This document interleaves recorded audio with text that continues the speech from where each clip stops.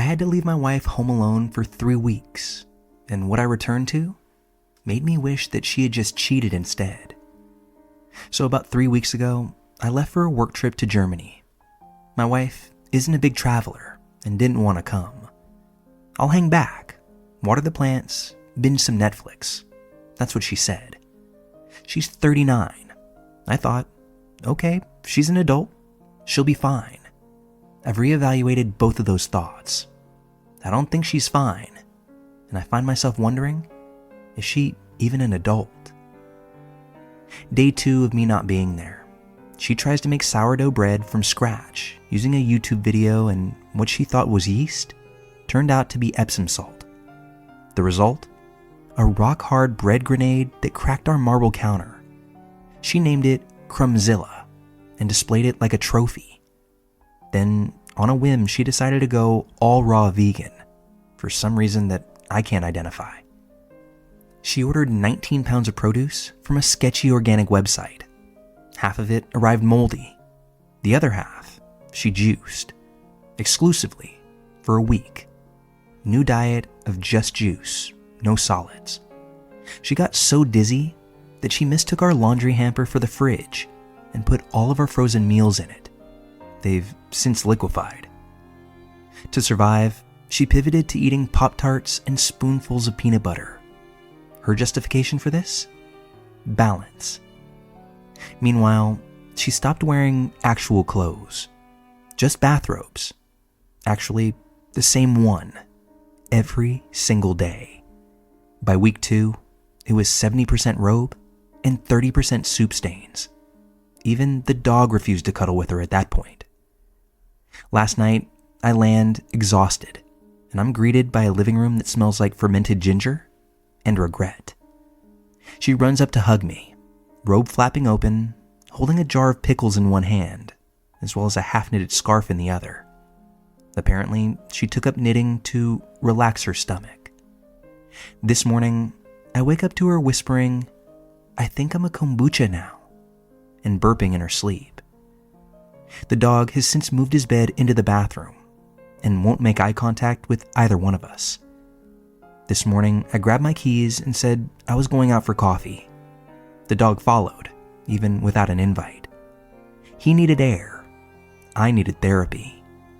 So here I am at a cafe with a silent, traumatized schnauzer, drinking espresso like it's holy water. The barista asked me if I wanted oat milk. I said no, because my trauma already comes in liquid form. The thought that's playing in my mind over and over is, who did I actually marry? I'm glad I didn't have to leave for any longer because I don't know if she would have survived. Thanks to everyone who took the time to listen to this, and I can only hope that your day is far less fermented than mine.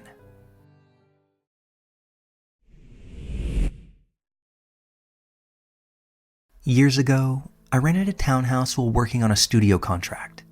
The house was nice. 2 bedrooms that I shared with my girlfriend, now wife. There was a single attached garage, which is a main part of this story. The next door neighbor, who we'll all call Chad, was a real piece of work. He was mid-30s, balding, which he did his best to try to hide with a short buzz cut, in addition to being one of the shortest men I've ever met. He compensated for his lack of height by having a giant lifted custom pickup truck that was too tall to park in his own garage. His other pride and joy was a heavily modified Honda Civic, which he liked to rev the engine as loud as he could on most days. Chad had 4 friends who he would sit with at the end of his driveway and drink beer all day, leaving plenty of empty beer cans everywhere. When I started renting the house in the spring, Chad was initially friendly, offering to move his car to allow the movers easier access to the house. Funny enough, he parked in both driveway spots, despite a visitor lot right across the street. After the movers left, Chad mentioned that the previous tenants let him use their garage for his car in the winter, as his was full of exercise equipment and the sweet motorcycle he was building. I told him then that the landlord hadn't given me the key or access code yet, and the only way I could open the garage was from the inside. Chad mentioned that neither his keys nor the code that he had worked anymore either. A bit later, when I was talking to the landlord and mentioned Chad and the garage, he told me to never share the code, the keys, or the garage itself with Chad. The previous tenants had been robbed just after Christmas, the main reason why they moved, and the landlord suspected that Chad and his friends had been the ones responsible, despite there being no proof. The landlord changed the locks and access code as part of cleaning up the house for a new tenant. A month or so later, I learned from another neighbor that Chad's dad had been a local cop and died when Chad was a teenager. The police basically gave him a pass on disturbance calls and the like, something that he took advantage of well into his adulthood. Chad kept pressuring me to give him access to my garage and got really angry when I finally told him no. Maybe his temper stemmed from his lack of height or some other intrinsic factor, but he was upset enough that his friends had to hold him back from physically attacking me. From that point on, I would find empty beer cans on my lawn. He and his friends would catcall my wife whenever they saw her alone. He would park his truck, blocking access to my driveway. He would blast music at all hours of the day and night, and it seemed like he found other creative ways to make a nuisance of himself. As winter came around, things got worse, as he was no longer allowed to park his truck on the street and was denied parking in the visitor lot. Later on, some kids vandalized the car cover to his Honda and scratched the paint, which he blamed on me for not letting him use my garage. After the new year, I found all of my exterior Christmas decorations ripped off the house and destroyed on my lawn.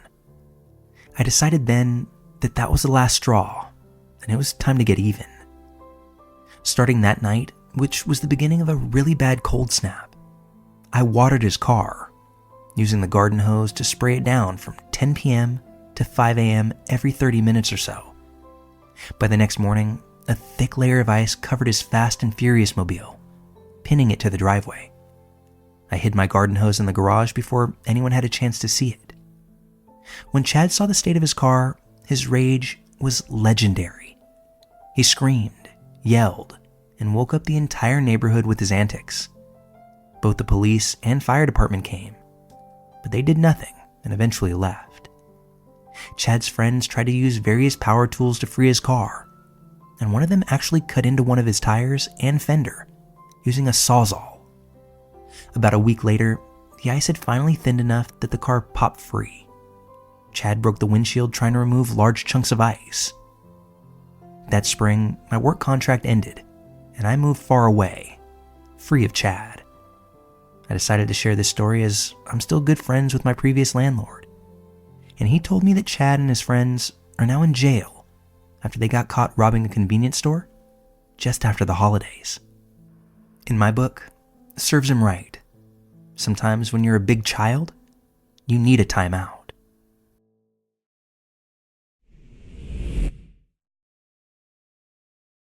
This happened years ago, and I don't really care how I'm judged for it.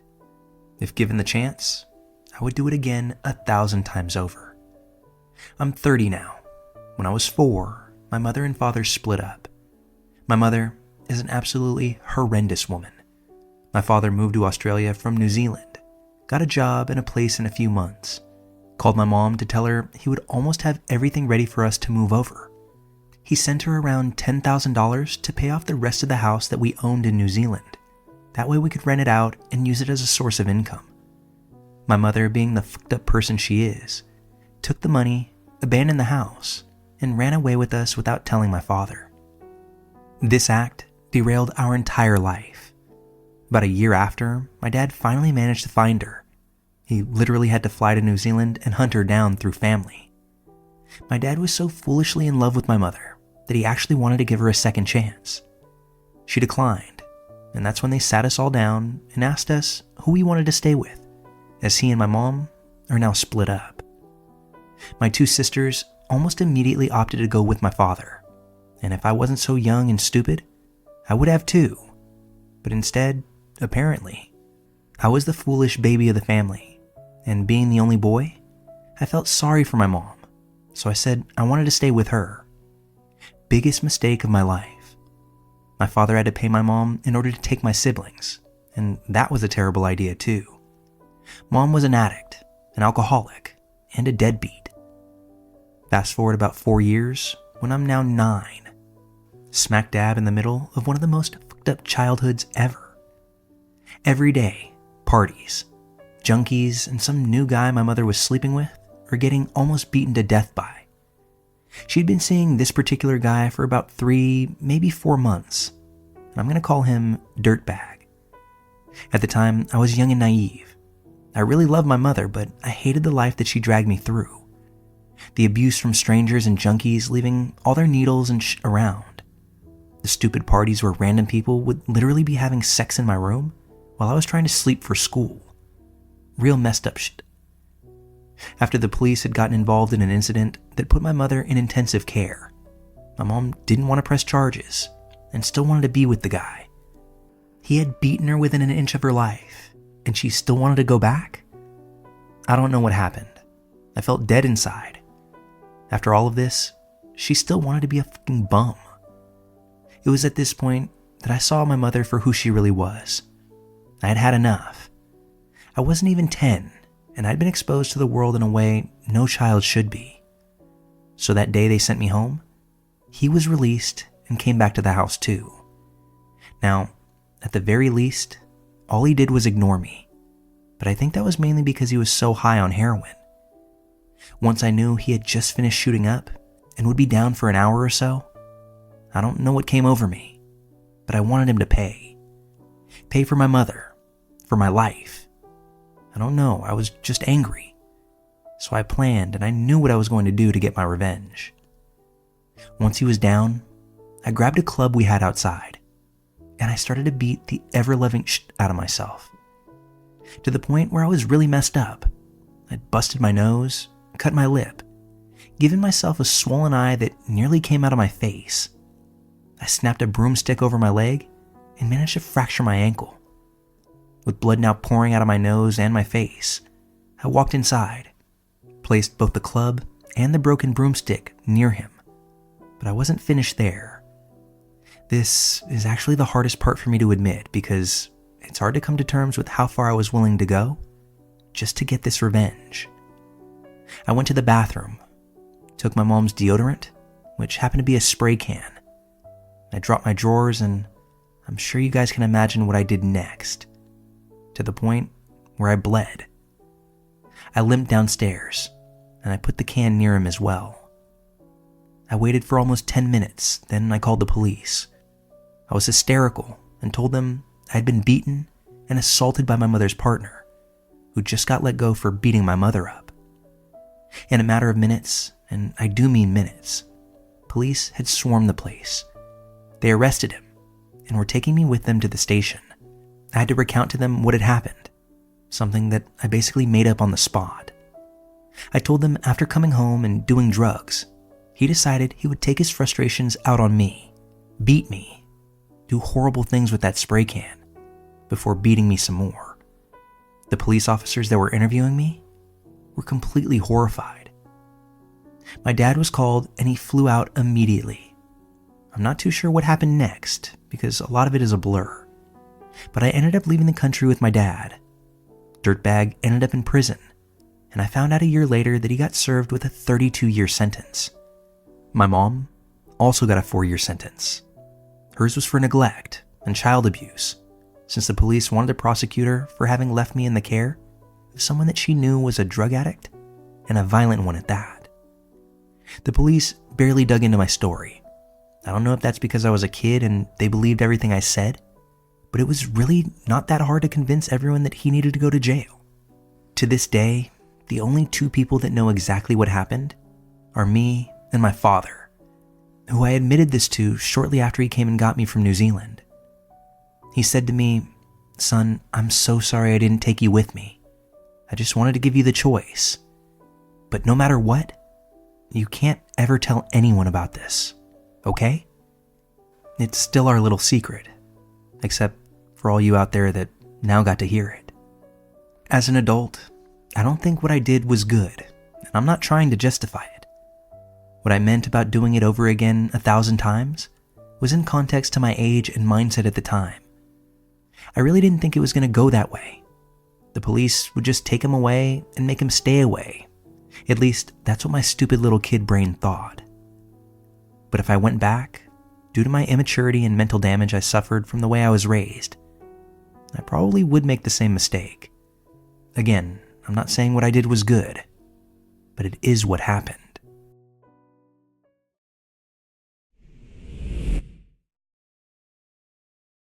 I'm going to start this by saying I'm not proud of what I did, and I do feel that karma will get me one day. I'm prepared for it. I'm also humiliated that a somewhat successful individual such as myself is capable of something so childish and embarrassing. I'm 26, female, and I'll try to make this short. Me and my ex had been together for about a year, long-distance relationship.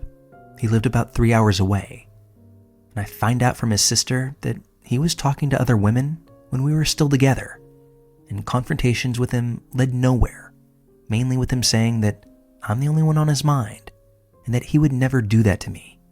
The usual spiel. He also says that his sister doesn't know what she's talking about. I'm compelled to take his side because I don't have any proof, and I loved him. But 3 weeks ago, I find out from a mutual friend that he's been seeing and sleeping with this girl in his town. I confront him, and he flips everything around on me, saying that it's so hard for him to stay faithful while I'm living so far away, that I neglect him, which I don't. I'm the one that drives to see him every other weekend when I have the funds. We also call and text each other daily. He's quick to throw in my face that I don't want him to live with me, which is true because I don't want to take care of a grown-ass man and pay his bills. He says he loves me and wants to make it work, but then drops all contact the next day. I was heartbroken. I talked to my friends and they said the girl he's hooking up with is known around town, and that's being nice about it. But she and my ex are in a relationship no more than a day after he broke it off with me, likely even before then.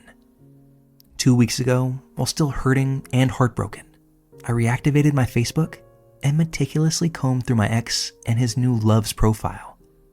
I know I shouldn't have done this, but whatever.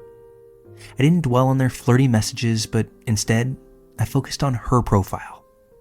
I looked through months of disgusting selfies of her in a dirty, dark bathroom with barely their clothes that even a floozy would be embarrassed of being caught in. Then I did it. I made a fake Facebook profile of a fine-ass looking man from Google that used to go to her school. I befriended all of her friends, made fake posts, and really pushed forth the lie. All of this took less than a day, and you'd be surprised at how many people would friend you on Facebook just from your looks, regardless of if they know you or not. I had about 140 friends in just under 2 hours, and at that point, people were requesting to be my friend every few minutes.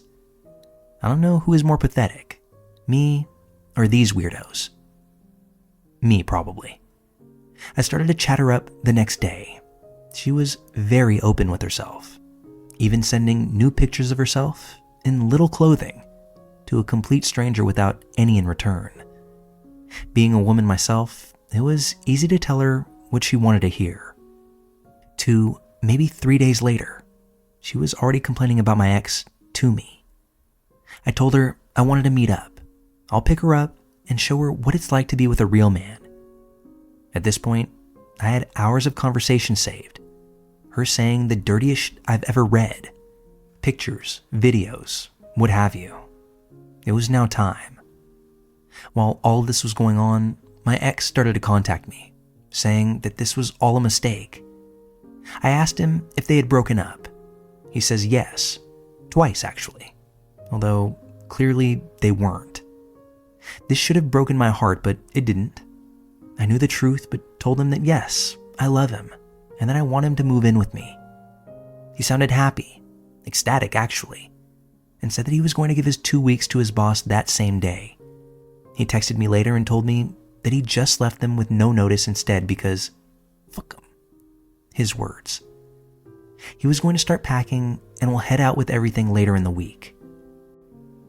Now, here's the revenge. I posted all of the conversations up on fake Facebook. I tagged her in it, posted the pictures and videos for everyone to see before I sat back and enjoyed the show. before I deactivated the fake account, I had 53 likes and 82 direct messages. Her family, friends all saw it. My ex saw it and almost immediately texted me to say how he misses me, how he can't wait to be with me, but doesn't mention anything about the girl. Friday rolls around and he tells me he's on his way to my apartment.